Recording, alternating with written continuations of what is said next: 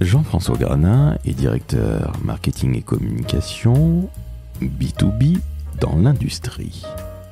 Je peux en témoigner moi-même puisque j'ai le plaisir de travailler avec Jean-François depuis de nombreuses années.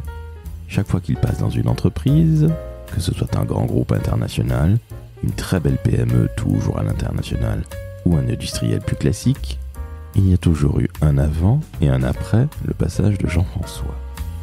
Alors comment se fait-il, me direz-vous ? Eh bien c'est très simple. Jean-François est certainement l'un des meilleurs DIRCOM que je connaisse, qui sait analyser le marché, l'entreprise, sait refaire une plateforme de marque et qui prend des risques, entre guillemets, côté création et dispositifs de communication pour multiplier les leads et développer le chiffre d'affaires de l'entreprise pour laquelle il travaille.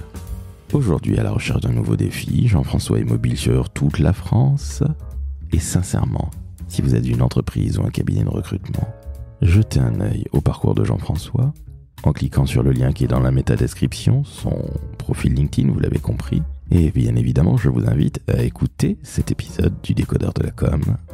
Je suis Laurent François, fondateur et dirigeant de l'agence Maverick, et je vous souhaite une très bonne écoute en compagnie de Jean-François Granin, directeur marketing et communication dans l'industrie, en B2B et à la recherche d'un nouveau défi. Le Décodeur de la communication, un podcast de l'agence Maverick. Salut Jean-François. Bonjour Laurent. Comment ça va ? Écoute, très bien, sous la chaleur à Lyon. Et oui, comme à l'habitude, alors sachez-le, chers auditrices et auditeurs, nous enregistrons en plein mois d'août, Jean-François et moi. Nous sommes donc des purs no-life. Qu'est-ce que vous voulez que je vous dise ? Bon, au-delà de la plaisanterie, on va parler de toi, de ton parcours, parce que tu es directeur de la communication.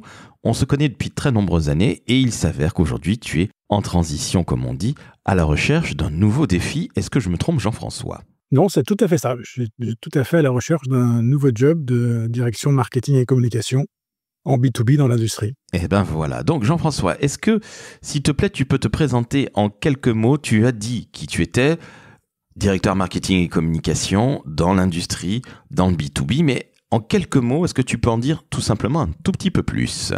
Oui, Laurent, moi j'ai plus d'une vingtaine d'années d'expérience dans les domaines du marketing et de la communication. Même si au départ, j'ai une double formation. J'ai commencé d'abord par faire des études techniques, un DUT de mécanique. Ensuite, je suis parti dans les tout premiers échanges Erasmus en Grande-Bretagne. Et je suis revenu pour faire l'école de management de Grenoble, qui à l'époque avait une spécialisation en management de la technologie. Donc ça m'a naturellement orienté vers des postes de marketing dans des secteurs de haute technologie. Et c'est un peu ma particularité, c'est d'être capable de comprendre des choses techniques ou des éléments techniques et derrière de développer des messages en marketing ou en communication.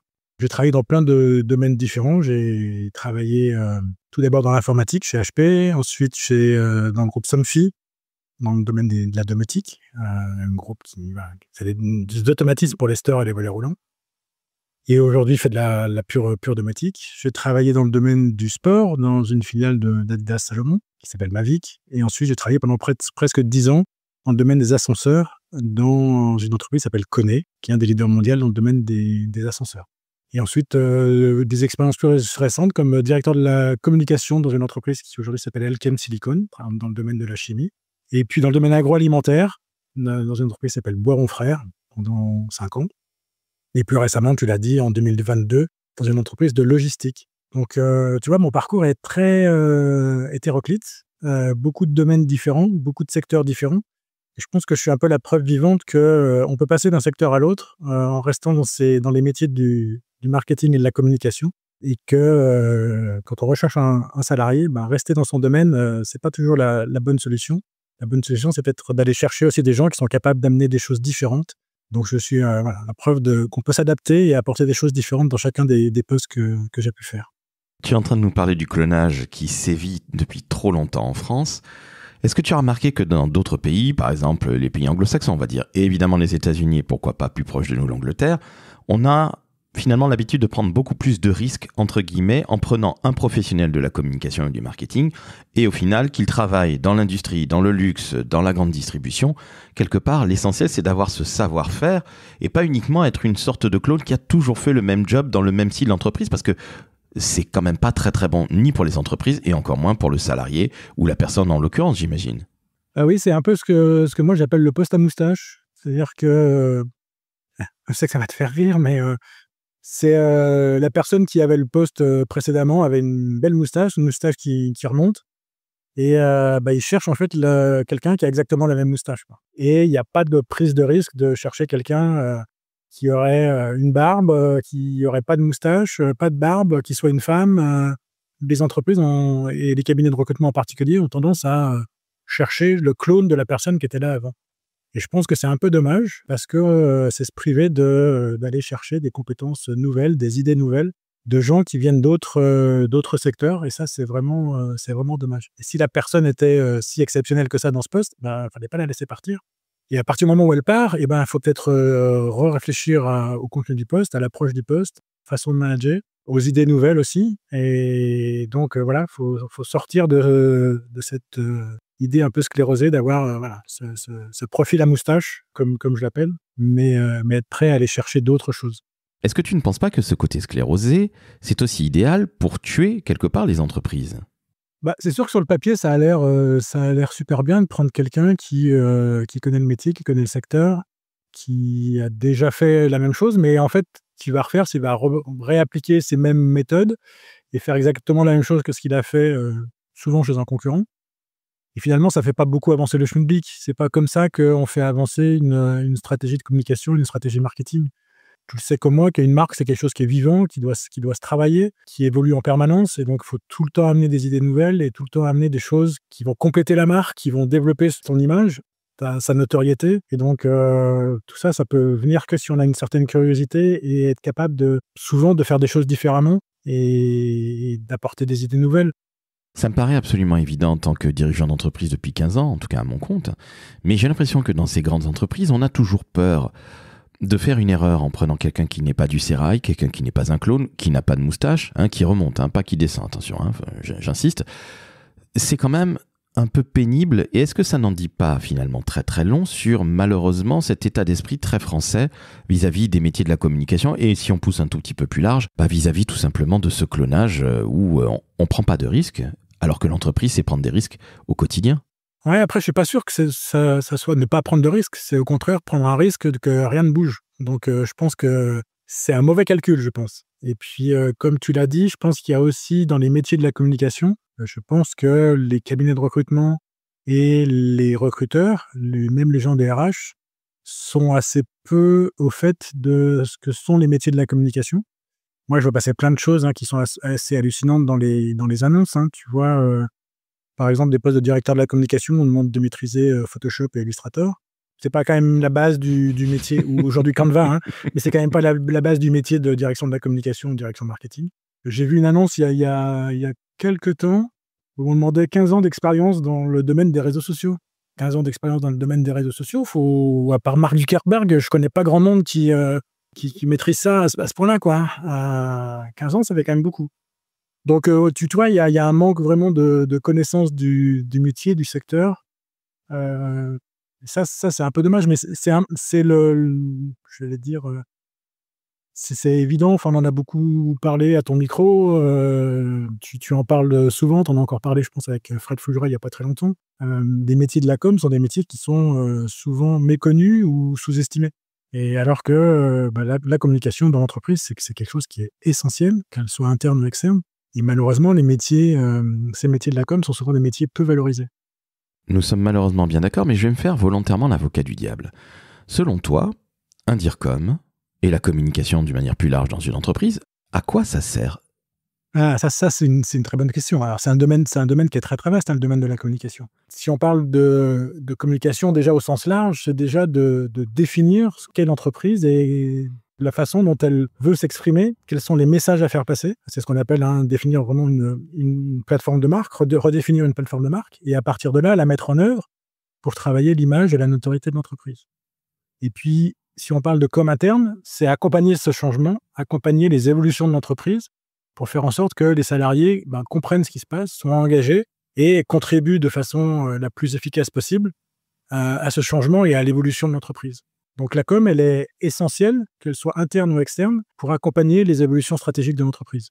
Mais d'accord Jean-François, mais tu sais bien que tout le monde peut faire de la communication. On sait tous écrire, on sait tous parler, on sait tous faire grâce à Canva et grâce à l'IA du design graphique et on sait même faire des vidéos avec notre téléphone. Donc, encore une fois, ok, très bien, mais me dis pas que la com c'est un vrai métier quand même.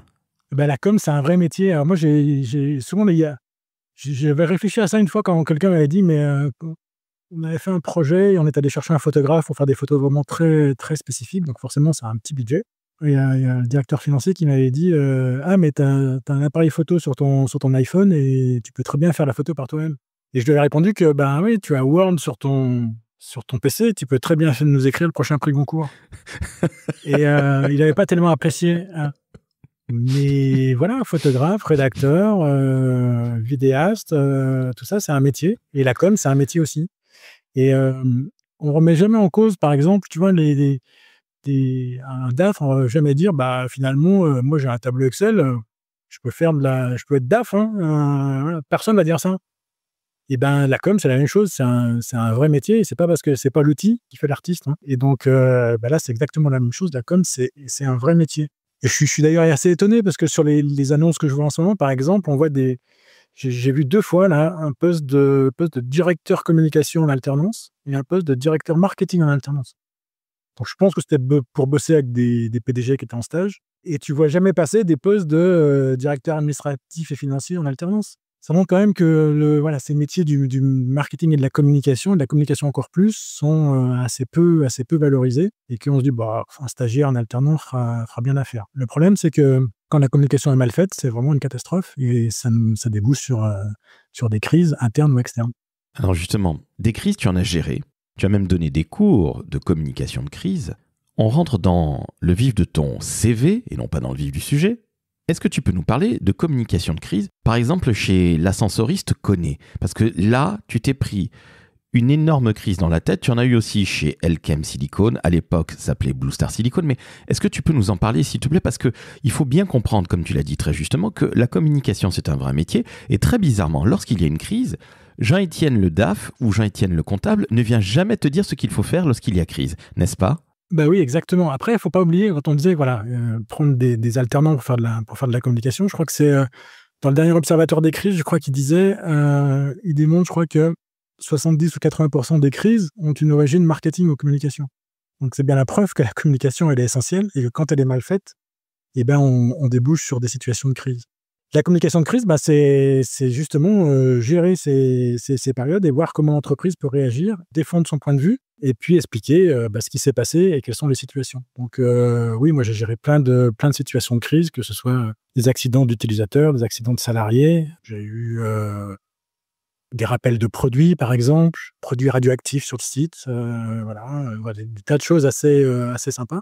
Des fraudes, mais ça on en avait parlé dans un précédent épisode ensemble sur l'affaire des prothèses mammaires PIP que j'avais gérée pour le compte d'Elkem Silicon. Alors justement, est-ce que tu peux nous en parler? Parce que sincèrement, là, ça concerne la santé.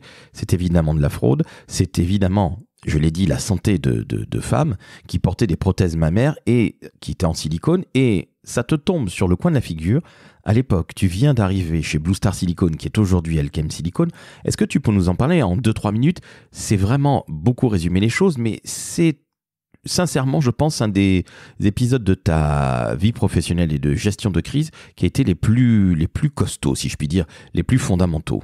Bah, c'était un peu dur parce que moi, je venais d'arriver dans l'entreprise, d'un secteur que je connaissais assez peu. Et je me suis retrouvé avec ça qui est arrivé le 2 janvier, en retour de pause de fin d'année. Et je crois que je suis arrivé le matin à 8 heures au bureau. À 9 heures, j'avais un appel de 9 heures ou 10 heures, j'avais un appel de M6 en disant voilà, dans l'affaire des prothèses PIP, on sait que c'est vous qui fournissiez le silicone et on voudrait des explications. Enfin, on était un des fournisseurs de silicone et on voudrait des explications. Donc voilà, et là, il faut très vite se mettre au courant, développer les messages et puis être capable de faire une interview télé très, très rapidement, parce que la personne est arrivée, je crois, à 10h30, quelque chose comme ça. Et puis derrière, ça a enchaîné avec des tonnes d'interviews, développer des messages, envoyer des informations aux différentes rédactions, en français, en anglais, dans le monde entier, puisque l'affaire était mondiale. C'est beaucoup de stress, beaucoup de réactivité. Exactement là, on se rend compte que la communication, elle est peut-être hyper précise où les mots sont bien choisis. Dans cette affaire-là, on n'avait rien à se reprocher. On commandait du silicone, on livrait du silicone. Le seul problème, c'est que la personne ne commandait pas le bon. Commandait du silicone industriel ou commandait du silicone médical. Donc voilà, il fallait juste expliquer et faire comprendre au grand public quel était notre rôle là-dedans. Et puis surtout, on intervenait aussi plutôt comme témoin, j'allais dire, pour expliquer que les explications données par le patron de l'entreprise PIP n'étaient pas justes et qu'en effet, on confirmait qu'il ne commandait pas du silicone médical, mais bien du silicone industriel. D'où l'origine de la fraude. Mais alors, tu le dis, c'est en tout début d'année, tu reviens à peine de congé de Noël, tu viens d'arriver dans l'entreprise, tu dois mettre en place tous les verbatims pour éviter de te prendre une rafale, un shitstorm comme on dirait aujourd'hui. Comment tu as fait? Parce que dans la communication de crise, l'improvisation n'a pas sa place. Comment tu as fait pour réagir en si peu de temps sans improviser, et ce, non pas uniquement en France, mais aussi à travers le monde, comme tu viens de le dire à l'instant même? Alors, j'avais déjà la chance que mon prédécesseur, qui était Pascal-Louis Caillot, que tu as aussi eu dans le décodeur de la com, avait déjà préparé quelques messages. Donc, ça m'a permis de pouvoir continuer à construire sur ce qu'il avait déjà développé. Je le remercie, je le salue pour ça. Et puis derrière, c'est très vite aller chercher de l'information, structurer cette information, et puis se préparer. Et puis être aussi capable de dire, quand un journaliste pose la question, il faut aussi qu'il soit capable de dire je n'ai pas cette info, je reviens vers vous, je ne sais pas. Et il vaut mieux annoncer qu'on n'a pas l'information, qu'on ne sait pas, et revenir après vers le journaliste plutôt que de dire des bêtises. Et ça, c'est une règle essentielle en communication de crise, c'est être toujours dans la vérité et ne pas chercher à broder pour le plaisir de broder. Et quitte en disant des bêtises, pardon. Que penses-tu de cette permacrise? Tu sais, c'est un néologisme qui est arrivé, qui dit que les entreprises sont toujours en crise, ou quasiment toujours en crise, grandement du fait des réseaux sociaux, où on peut se faire parfois laminer. Qu'est-ce que tu en penses de cette permacrise? Est-ce que ça existe vraiment, ou est-ce que très honnêtement, c'est pas aussi une sorte de néologisme qui est un peu un mot à la mode, justement? Ouais, je pense que c'est très lié aussi au secteur d'activité. Moi, j'ai plutôt travaillé dans des entreprises industrielles en B2B. Donc, il y a besoin de structurer une démarche de crise, que très peu d'entreprises ont fait. Je pense que ça, c'est essentiel. Je ne pense pas que dans ce type d'entreprise, on soit en crise permanente. Par contre, il y a des entreprises, je pense la SNCF, Air France, des gens comme ça, qui sont en effet en crise permanente. La SNCF, pour connaître un petit peu le sujet, ils sont en veille permanente parce que tu as Madame Michu qui a perdu son sac, un train qui est en retard, qui est annulé, etc. Donc tu as en permanence une sorte de fond de protestation, de fond de crise sur les réseaux sociaux qu'il faut pouvoir gérer. Puis après, tu peux avoir des très gros cas, tu peux avoir, je sais pas, des avions qui s'écrasent, on l'a vu récemment, des trains qui déraillent, des grèves, des choses comme ça, qui sont des cas plus importants, mais il y a toujours un fond comme tu disais, de permacrise. Qui peut rester dans ce type d'entreprise. Je pense que c'est moins vrai dans les entreprises dans lesquelles j'ai été. Il y a une veille à mettre en place, il y a des outils à mettre en place pour pouvoir réagir, mais on n'est pas dans une forme de crise permanente. Ce qui veut dire que ton futur employeur pourra compter sur toi si malheureusement il y avait une crise à gérer. Pourra compter sur moi aussi pour mettre en place les outils. Il y a très peu d'entreprises qui ont mis en place des outils de communication et d'anticipation de crise. Et malheureusement, c'est dommage parce que ça fait perdre beaucoup de temps quand la crise est là. Et il faut tout redévelopper. Alors que si on peut anticiper, on gagne beaucoup, beaucoup de temps. Donc encore une fois, il faut anticiper et encore anticiper, parce que c'est la meilleure manière de pouvoir réussir à gérer une crise quand elle vous tombe sur le coin de la figure. Je reste dans ton CV justement, ou en tout cas plutôt ton parcours, pardonne-moi. Tu as aussi mis en place des plateformes de marque. Alors, évidemment, on n'est pas du tout sur la même tonalité que sur de la crise, mais c'est aussi fondamental. Et là, chez Boiron Frères, qui a cette marque Les Vergers Boiron, qui était une marque qui était quasi quinquagénaire et qui a inventé la purée de fruits surgelés, est-ce que tu peux nous en parler, s'il te plaît? L'objectif, c'était de redynamiser une marque qui était un petit peu endormie, qui était leader sur son marché, c'est une superbe marque qui fait 80% à l'export, mais qui s'était un peu endormi en termes de communication. Il y avait un besoin de redéfinir un peu cette plateforme de marque pour repositionner l'entreprise comme vraiment étant l'inventeur du concept et le leader du marché. Donc il y a un gros travail qui a été fait sur qu'est-ce qu'on voulait raconter, et petit à petit on a construit la plateforme de marque, mais tout en gardant l'idée d'avoir quelque chose d'hyper cohérent qui accompagne vraiment la marque, qui redonne à la marque son dynamisme et son positionnement. Donc ça a pris presque 3 ans de travail parce qu'il y avait des choses à faire en urgence, donc il fallait absolument les faire. Et puis, on a structuré tout ça. On a d'abord commencé par tout ce qui était print, passé ensuite sur de la 3D avec tout ce qui était stand. Sur l'expérience client, notamment sur les stands, comment est-ce qu'on accompagne les gens quand on est sur de la purée de fruits, sur de la dégustation, comment est-ce qu'on met en avant. Ça nous a amené à développer des concepts, un concept qu'on appelait la fruitologie. Comme il y a l'énologie pour parler du vin, et voilà, on a inventé la fruitologie pour parler de l'analyse sensorielle sur les purées de fruits. Petit à petit, on a construit cette plateforme de marque de façon très efficace, je pense. Alors, il faut l'expliquer à nos auditrices et auditeurs, c'est que l'entreprise, c'est une entreprise familiale, c'est une très belle PME et que, comme tu le dis très justement, il y avait des urgences et peut-être pas non plus, jusqu'à ce que tu arrives, une véritable culture communication. Ils ont toujours communiqué, les Vergers-Boiron, mais il n'y avait peut-être pas réellement cette culture qui infusait ou en tout cas qui avait été révélée. En tout cas, il y avait un vrai besoin, il y avait un vrai besoin de réaccompagner la marque sur des messages très forts, des messages liés au terroir, les messages liés au savoir-faire. Parce que les gens pensent que faire de la purée de fruits, c'est je prends des fruits, je les écrase et je les mets dans une boîte. C'est un peu plus compliqué de ça parce que les produits sont travaillés pour avoir tout le temps le même goût, le même niveau de sucre. Donc c'est assemblé exactement comme un vin pour avoir vraiment une qualité de produit et un taux de sucre complètement régulier. Parce que derrière, c'est vendu des pâtissiers, des cuisiniers, des barman. Et le taux de sucre, par exemple, c'est hyper important pour un pâtissier parce que ça fait rater ou ça fait réussir sa recette. Donc la pâtisserie, c'est de la chimie et donc ça, c'est hyper important d'avoir tout le temps une qualité de produit au top. C'est tout ça qu'il fallait expliquer et reprendre les fondamentaux, les bases en fait de ce qui nous différenciait et puis derrière d'aller chercher des choses un peu plus originales, un peu plus fortes. Et aussi créative, justement, à un moment, vous avez vraiment développé ou redéveloppé, par exemple, l'Instagram de cette maison. Tout à fait. Alors, quand tu es dans le domaine du food, l'Instagram, le digital est hyper important.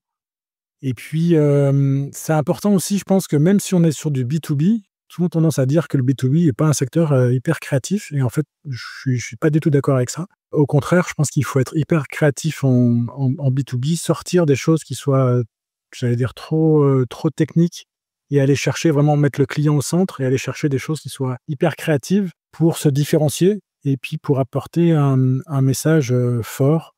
C'est ce qu'on a essayé de faire. On l'a fait aussi ensemble, Laurent, parce que nous a accompagnés aussi c'est avec Maverick sur la communication, par exemple, chez Elkem, sur une partie de la communication interne. Et puis plus récemment, chez Rhenus, où on avait une campagne de communication qui était complètement décalée, mais qui nous a permis de sortir du lot par rapport à nos petits concurrents. Mais justement, Jean-François, toi qui es DIRCOM depuis, ça fait une vingtaine d'années maintenant, on va dire les choses très clairement, tu as aussi ce savoir marketing et quelque part ce background technique, puisque tu viens de là et ensuite tu as fait une école de commerce, l'école de management de Grenoble, excellente école au passage. Mais est-ce que tu ne crois pas que le job d'un directeur communication, c'est d'avoir cette audace, ce courage de faire des choses que les concurrents ne font pas? Ça peut paraître totalement bête, j'allais dire, parce que c'est quand même le principe même d'une marque qui doit se démarquer de la concurrence, mais j'ai pas l'impression qu'aujourd'hui on ait tant envie que ça de se démarquer et d'avoir des campagnes de communication, qu'elles soient digitales ou classiques, qui sortent tant que ça du lot. Après, ça dépend de l'objectif que tu veux suivre.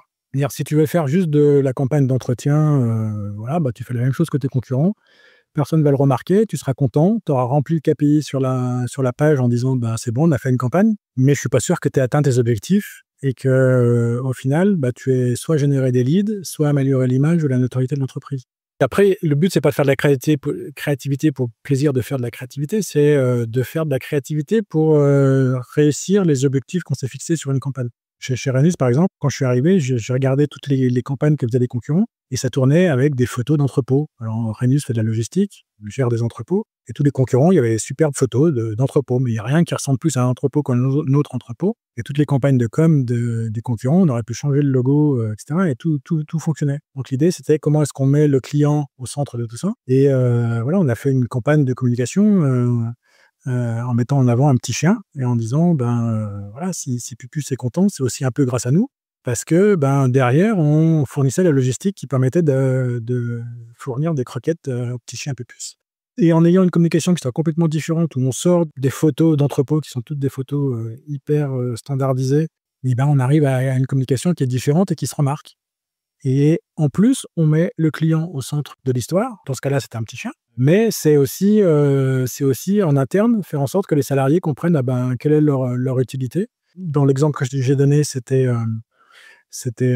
nourrir le petit chien. Mais quand tu fais la même chose sur des médicaments, tu comprends que ton client, c'est pas un client, c'est un patient.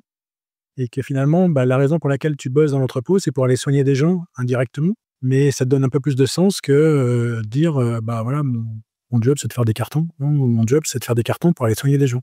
Et ça, c'est une autre façon d'aborder et d'expliquer le métier de l'entreprise.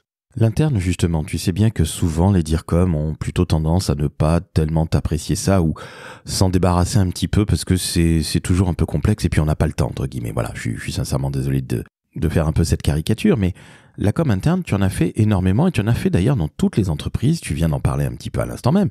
Mais pour moi, c'est absolument fondamental, même si elle a changé, qu'elle est, Dieu merci, une vraie communication aujourd'hui, certainement à cause du Covid, donc il y a 5 ans. Mais est-ce que tu peux nous parler de com interne et de nous parler des choses que tu as mises en place? Parce que tu as vraiment mis de très, très, très belles choses en place, dont de la conduite du changement, entre autres chez Elkem Silicone.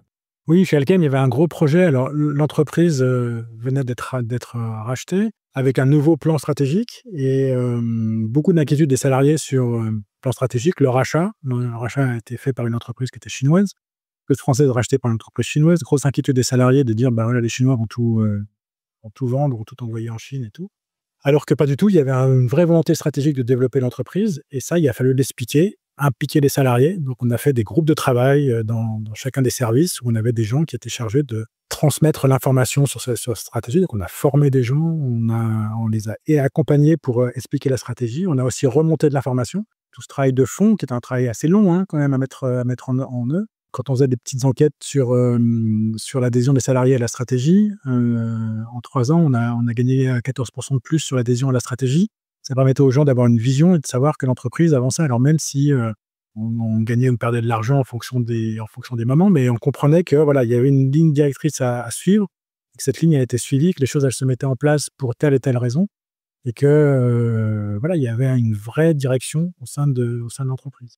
Et chez Kone, ça a été la même chose. Il y a eu un gros changement de direction générale en Finlande. Kone, c'est une entreprise finlandaise. Et on a accompagné les salariés sur la présentation de la stratégie, quel était le rôle de chacun des salariés. Ça s'est fait au niveau mondial.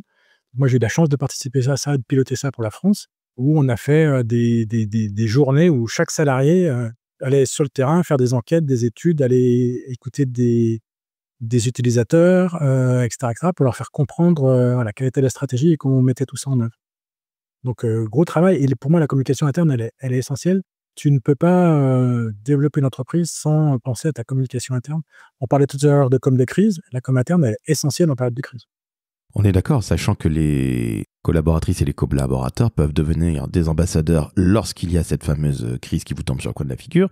Et puis on va être aussi bassement matériel. À partir du moment où les gens se sentent bien dans une entreprise, qu'ils ont une vraie culture et qu'on sait fidéliser les collaboratrices et collaborateurs, il y a moins de turnover, donc quelque part ça coûte moins cher. Et la communication, elle contribue aussi à ça. Oui, tout à fait. Tu sais, que je disais tout à l'heure sur l'histoire du poste à moustache, on ne quitte pas une entreprise, on quitte son management. Et donc, avoir une communication qui soit forte et où le management tient son rôle, développe les messages, accompagne les personnes, ça, c'est à un niveau global de l'entreprise, c'est essentiel pour l'entreprise et assurer sa pérennité. Le digital. Alors, ça peut paraître idiot de parler de digital puisqu'il est absolument partout. On a l'IA qui succède à l'arrivée d'Internet il y a 25-30 ans. Le digital, pour quelqu'un qui a 50 ans comme toi, est-ce que c'est quelque chose qui fait partie de ta culture? Je te pose volontairement une question idiote, j'en suis désolé Jean-François, mais que les auditeurs comprennent bien les choses. Quand on dit dire comme, la culture digitale, on doit impérativement l'avoir, sinon autant revenir en 1980. Exactement, Laurent. Le digital, moi je l'ai vu arriver, alors voilà, je suis pas tout jeune, mais je l'ai vu arriver progressivement. Ça a commencé d'abord par les sites internet, ensuite les sites intranet, on parle de communication interne, donc très important. Et puis aujourd'hui, c'est voilà, l'arrivée des réseaux sociaux, comment est-ce qu'on communique sur les réseaux sociaux, ça c'est essentiel. L'objectif, moi mon rôle, c'est pas d'aller faire de la programmation de posts sur les réseaux sociaux, c'est de définir une stratégie. Encore une fois, le digital, c'est un outil. Donc qu'est-ce qu'on fait de cet outil-là? Est-ce qu'on l'utilise? On l'utilise pas? Ça peut être une décision de ne pas l'utiliser.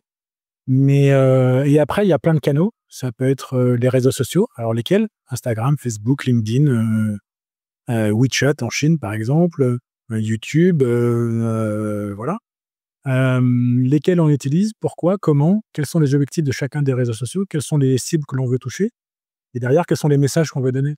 Et donc, ça, c'est le rôle d'une direction de la communication ou d'une direction marketing, d'impulser ça et de faire en sorte que tout ça soit cohérent et contribue à la stratégie qui a été décidée et qui a été qui se met en place, en fait. Je pense qu'il y a une illusion du digital où les gens pensent que le digital, c'est facile, ça va tout faire et ça coûte pas cher. Et moi, il y a longtemps, j'ai compris que ça serait pas comme ça. Et puis, malheureusement, je pense qu'il y a encore des gens qui pensent encore que c'est super simple de faire du digital. Et qu'il suffit de confier ça à un apprenti ou à un stagiaire et ça ira très bien. Et en fait, pas du tout. Le digital doit contribuer à la stratégie globale. Et puis, c'est pas si facile que ça parce qu'il faut vraiment développer les bons messages. Et il y a des objectifs à suivre. Et puis, c'est loin d'être gratuit parce que ça prend du temps. Si tu veux faire de la vidéo, il faut aussi avoir des bons outils vidéo. Donc, ça peut aussi coûter cher. Et puis, si tu veux faire de la photo, il y a des choses simples à faire, mais il y a des choses des fois plus compliquées à faire en photo. Si tu veux faire des interviews, si tu veux faire du texte, si tu veux faire des newsletters, si tu veux faire des choses comme ça, ça prend beaucoup de temps et ça coûte aussi un peu d'argent. Donc tu es encore en train de nous dire que la communication est un vrai métier, mais que c'est en plus, mon Dieu, un métier stratégique. Oui, c'est ce que je dis depuis tout à l'heure. Que ce soit sur la com interne ou la com externe, c'est forcément un métier hyper stratégique dans une entreprise. Bon, alors moi qui pensais que c'était pour faire de la super créativité, l'effet waouh, du bleu, du rouge, du vert, en fait, non, pas du tout. C'est presque chiant la communication. J'exagère, évidemment. Non, c'est pas chiant la communication. C'est juste un métier et il faut se fixer des objectifs, avoir une stratégie et mettre ça en œuvre avec des choses qui fonctionnent, des choses qui ne fonctionnent pas, des choses qu'il faut réajuster en permanence. C'est un vrai métier, comme un métier de directeur des opérations ou un métier de directeur financier. Merci de le rappeler, parce que je crois que, c'est vrai, la communication, en tout cas le métier de communicant existe réellement depuis une 40aine d'années à peine. Donc, c'est un jeune métier. Les prompteurs, en IA, c'est un métier encore plus jeune et bizarrement, c'est un petit peu plus pris au sérieux que notre beau métier qui est celui de la com. Mais en tout cas, je te remercie Jean-François de rappeler que c'est un vrai métier, que c'est un métier de stratège, que ce n'est pas un métier de marchand de couleurs ou d'effet waouh ou ce genre de stupidité qu'on entend. C'est un vrai et beau métier et que le digital, même si on a 50 balles et plus, le digital, il fait partie de la communication. Sinon, encore une fois, je le dis, on revient au XXe siècle. Une question pour toi. Justement, on va parler de ton âge. Tu me disais que parfois tu entendais, lorsque tu étais en entretien d'embauche, combien de temps vous reste-t-il à vivre ? Ah non, pardon. Combien de temps vous reste-t-il à travailler ? Finalement, c'est un énorme lapsus, pardon. Alors, je ne sais pas combien de temps il me reste à vivre, plus longtemps possible, j'espère. Ce que je sais, c'est que il me reste au moins une dizaine d'années à faire avant de pouvoir profiter de la retraite. Et ce que je dis toujours, c'est qu'il vaut mieux embaucher quelqu'un qui a 50 ans, qui a de l'expérience, qui a au moins une dizaine d'années de carrière dans l'entreprise devant lui, plutôt que d'embaucher quelqu'un qui va être plus jeune, qui va rester 3 ans et qui va rajouter une ligne sur son CV et qui va partir. Il y a beaucoup de communications qui sont faites en ce moment sur l'emploi et l'employabilité des seniors. Et je crois que ça, c'est un vrai atout pour les entreprises. Ça a souvent été vu à l'inverse comme un problème dans les entreprises, mais je crois qu'au contraire, c'est un véritable atout d'avoir quelqu'un qui a d'expérience, rapidement opérationnel, qui soit capable aussi de s'adapter sur différents secteurs parce qu'il justement il a cette expérience. Et je pense que c'est un avantage aussi derrière de pouvoir aussi transmettre ce savoir-faire à d'autres personnes au sein de l'entreprise et d'accompagner des équipes pour les faire monter en compétences. Tiens, la vieille question encore à 2 balles. Jean-François, imagine que tu es un N+1 qui soit plus jeune que toi, qui ait 38 ans. Comment tu le prendrais ? Ça m'est déjà arrivé, donc je n'ai pas de problème avec ça. Merci. Donc encore une fois, que les recruteurs, que les entreprises et même nos auditrices et auditeurs comprennent bien que ce n'est pas parce que quelqu'un est plus jeune que vous qu'il ne peut pas vous manager et ce n'est pas parce que vous êtes plus âgé que votre manager que ça va mal se passer, que vous allez mal le prendre. Non, on peut avoir 45+, être comme on dit senior, c'est abominable, et puis être managé par quelqu'un, en tout cas avoir un N+1, voire un N+2, qui est beaucoup plus jeune que vous. L'essentiel, ce sont les compétences, n'est-ce pas ? Exactement, et puis le relationnel qu'on peut développer avec son manager aussi. Moi, je n'ai pas la prétention d'avoir la science infuse, notamment, par exemple, on parlait du digital. Je m'appuie beaucoup sur des générations plus jeunes dans le domaine digital pour avoir toute la dimension technique que moi je n'ai pas. Moi j'ai la dimension stratégique, mais la dimension hyper technique digitale qui en plus évolue en permanence. Ça, il faut avoir quelqu'un qui soit capable de le faire. Et donc, c'est un travail en permanence entre le manager, le manager, les gens que moi, je peux encore manager en dessous, pour faire en sorte que tout ça fonctionne comme il faut. Je pense qu'au-delà de l'âge, c'est plus une question d'intelligence et de relationnel qu'une question d'âge. Attention, question difficile. Selon toi, Jean-François, qu'est-ce que c'est qu'un bon directeur de la communication ou une bonne directrice de la communication en 2025 et dans les années à venir? Oula, un vaste sujet. J'ai 2 heures, non? tu as 2 minutes. Alors, pour moi, un bon directeur de communication, directeur du marketing, c'est quelqu'un qui va définir la stratégie, avoir le recul nécessaire pour le faire, qui va être capable de mettre en place des actions et de suivre ces actions pour travailler sur l'image, la notoriété, les produits, l'offre de l'entreprise, puis accompagner son équipe pour pouvoir faire tout ça. Il y a un rôle à la fois, j'allais dire, de définir une vision et un plan, et puis accompagner les équipes pour la mise en œuvre de ce plan-là et faire grandir son équipe dans ses compétences. Alors, merci pour cette réponse extrêmement claire, nette et précise, mais tu parles d'accompagner son équipe. Ça veut dire que tu as managé. Évidemment, c'est une question, je suis en train d'enfoncer une porte ouverte vu ton expérience, mais tu as managé beaucoup de gens depuis une vingtaine d'années déjà. Oui, j'ai eu cette chance-là de manager à la fois des seniors, des juniors, des apprentis, des stagiaires, voilà, chacun avec leur savoir-faire, leur personnalité. C'est marrant parce qu'il y a un apprenti que j'ai embauché et que je me souviens, il y a une quinzaine d'années. Et je lui ai demandé comment vous voyez dans 10 ans. Il m'a dit, je me vois à votre place. Et c'est marrant parce qu'aujourd'hui, il a la place que j'avais il y a 12 ans. Donc, c'est bien. Ça veut dire que, voilà, on a été capable de déceler le potentiel qu'il avait et puis capable de l'accompagner dans sa montée en compétences. Et aujourd'hui, je suis sûr qu'il est un très bon responsable directeur marketing. J'en suis absolument certain et on va le saluer évidemment, Quentin. Mais parce que tu es beaucoup trop humble, c'est aussi toi qui lui as mis le pied à l'étrier. Tu vois, j'en bafouille, c'est l'émotion. Ça, il faut le rappeler.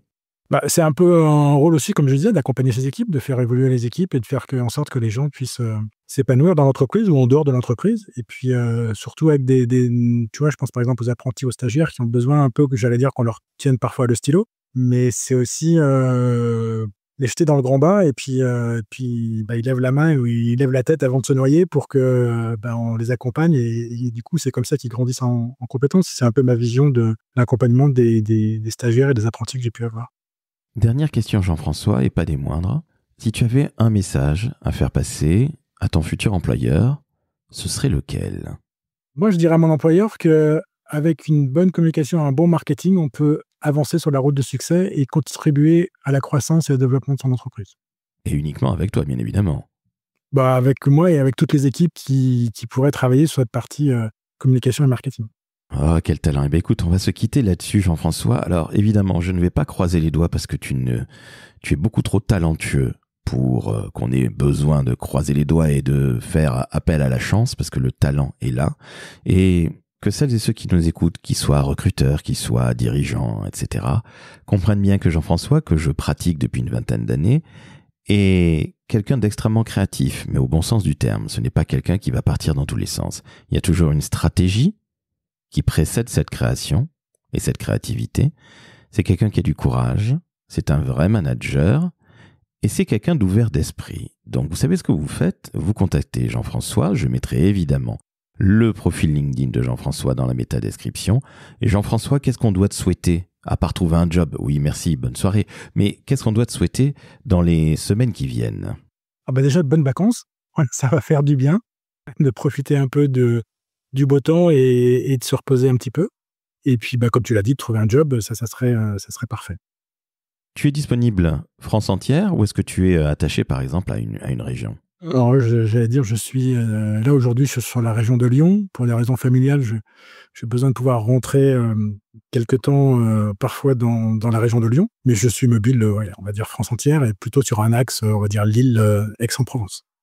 Bon, écoute, donc ça veut dire, il y a toujours du Lyon, il y a du Lille, il y a du Paris aussi, hein? Tout à fait. Et voilà, Aix-en-Provence, monsieur aime le soleil. N'oublie pas que tu as travaillé à Nice, c'est tout à fait normal. Oui, puis tu es toulousain aussi, d'origine. Oui, et puis un petit peu plus à l'ouest, encore plus loin. En tout cas, Jean-François, c'était un véritable plaisir de s'entretenir avec toi. Et encore une fois, je fais passer le message. Si vous voulez un vrai DIRCOM et marketing de l'industrie dans le B2B, qui est créatif, qui a de l'audace et qui est un véritable stratège, vous contactez Jean-François. Je peux répondre de Monsieur Gran. Bon, Jean-François, je t'embrasse. Je souhaite... Merci.